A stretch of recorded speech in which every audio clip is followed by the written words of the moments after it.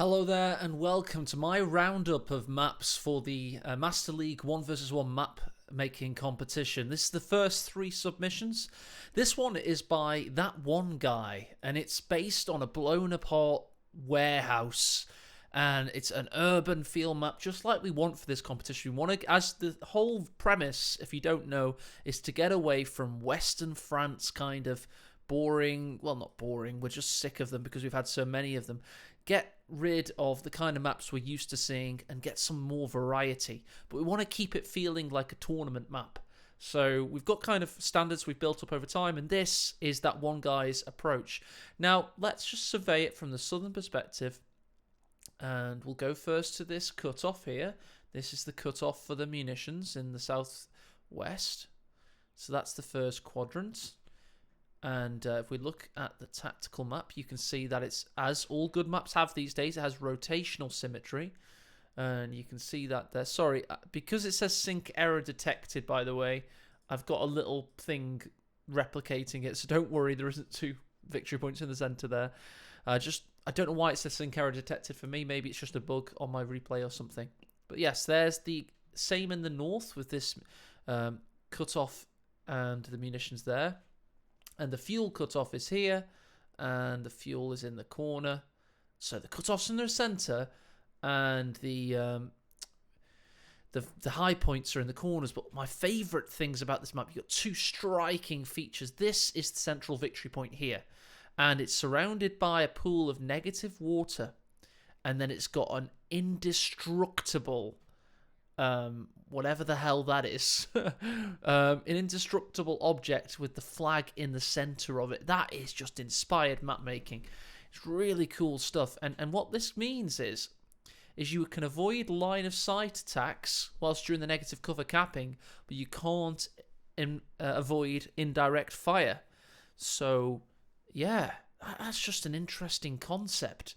And there's another bout of interesting concepts.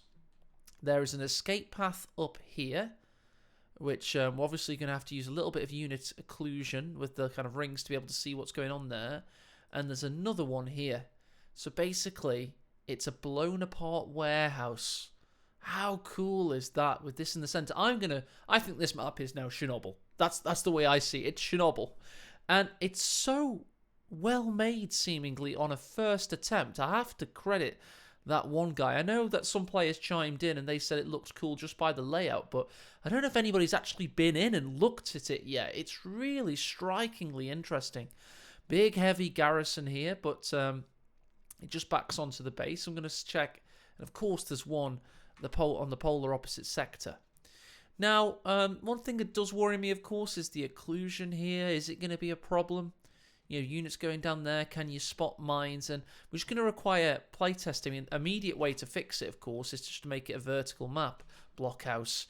That would make it very blocky indeed. This would be the base entrance, and then you'd be fighting for this here. But I'm not so sure that players are comfortable enough yet with rotating their cameras. It seems that everybody just wants to play without rotating their cam. And to be honest, I'm just going to say it, this just needs immediate playtesting. I'm really excited about this map, and I just want to see playtesting on it. I mean, I could make commentary about the fact, well, the flanking routes around MGs are going to be great, aren't they? But an MG setup here, does it cover enough? I think you'd set up an MG up there, to be honest, wouldn't you? And you'd try to control the cutoffs. Or if you're controlling your own fuel, you'd probably want to set up around here, this heavy cover. Or something like that. But there just seems to be just the right amount of sight blockers. I really want to get into world builder for this, where you can get the LOS tool and just really try and break up some of these sight blockers. But only through playtesting can we really figure this out. So, of course, there will be a tournament in June, like a map making the first round tournament, and I just really want to see some maps already on this. I'm going to start organising cash games, I think, with some of the Master League funds. I think that'll be a really good use of money. And I think it's a prime candidate. We've got 2 other maps to look at, though, today. That's Blockhouse. And I know I didn't offer any feedback. I'm just a little bit wary of doing so because the features are so strikingly different. I want to playtest it before before giving it feedback, if that makes any sense. You've got those two huge flanking routes with the warehouse walls blocking it and the Chernobyl kind of reactor core in the centre.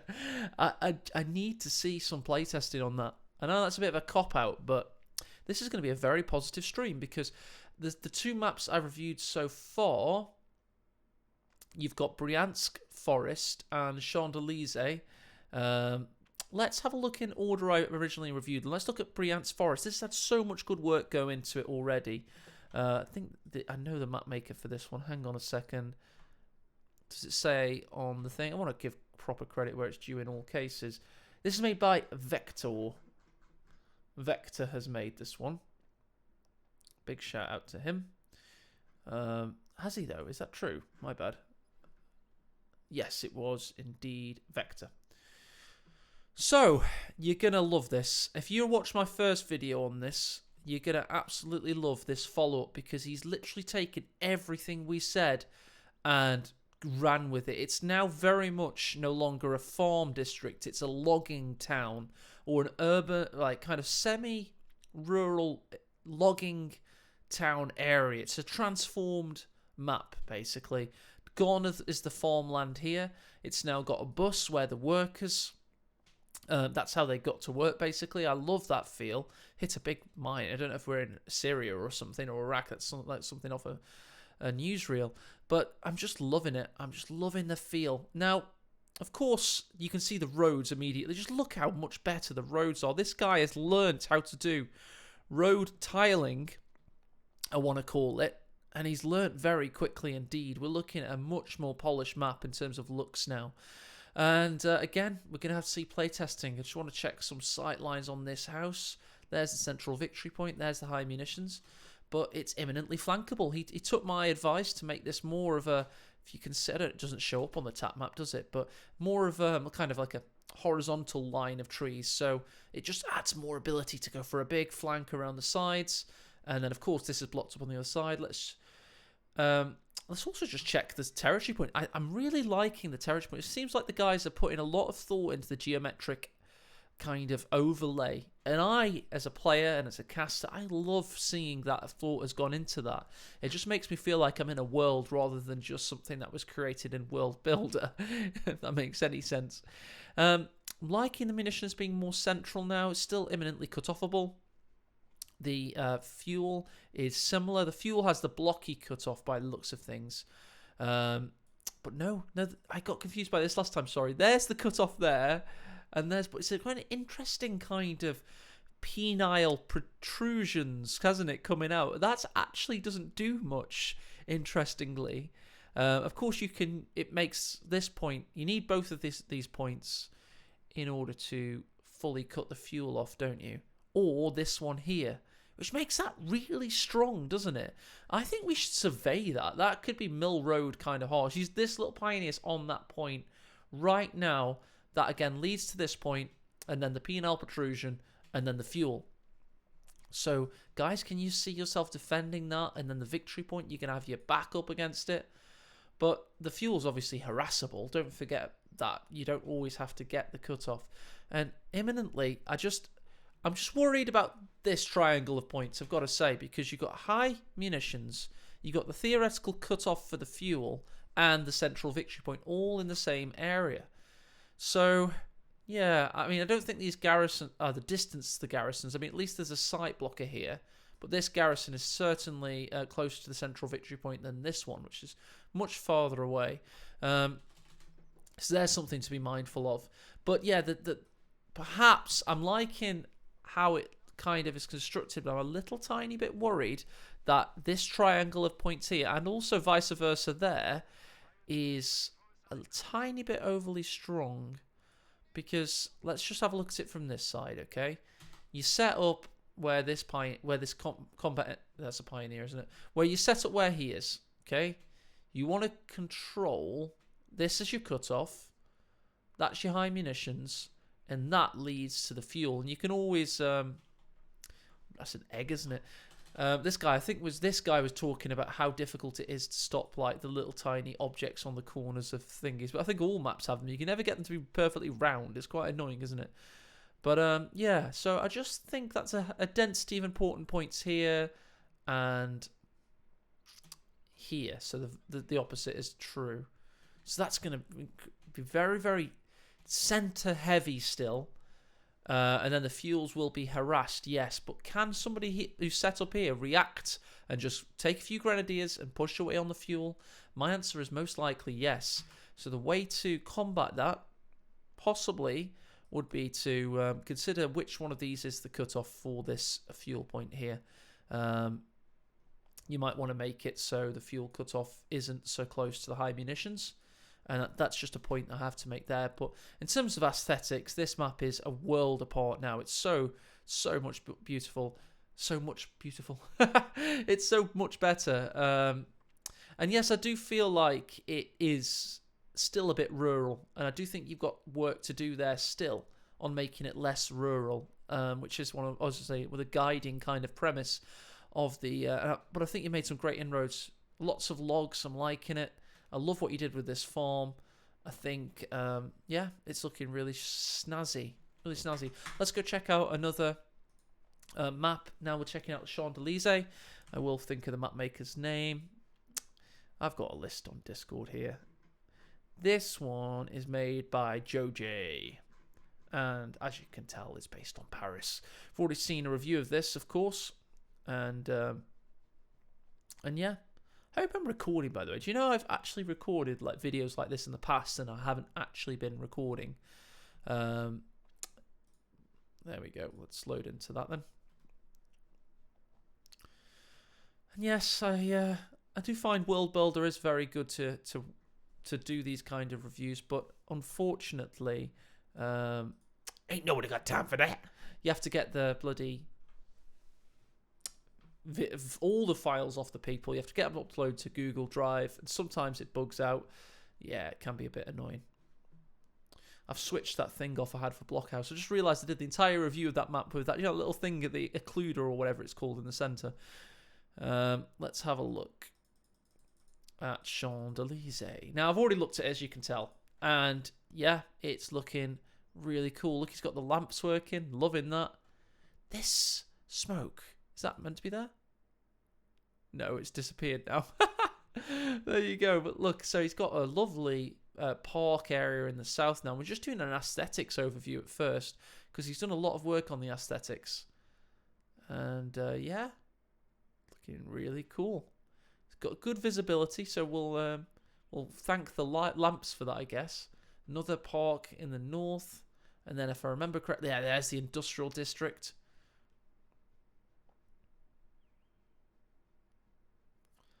Right, I'm going to be honest. People will make jokes about that being Auschwitz because it looks like Arbeit McFry and then it's got two chimneys. I'm from a World War II community. I know my fans. I know my trolls.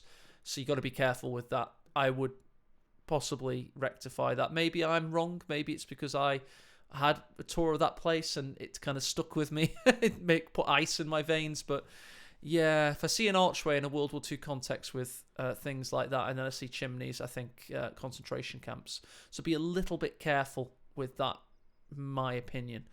I'm going to be honest there. It's a bit controversial. Maybe other people wouldn't have thought it, but I know some people would have done. I certainly did. And sometimes you just got to be honest with what you see in a World War II context. These are the two garrisons that have been added.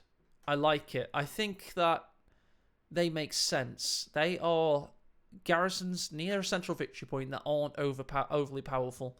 It reminds me of, a good FPS game, and like there's good flanking routes around it.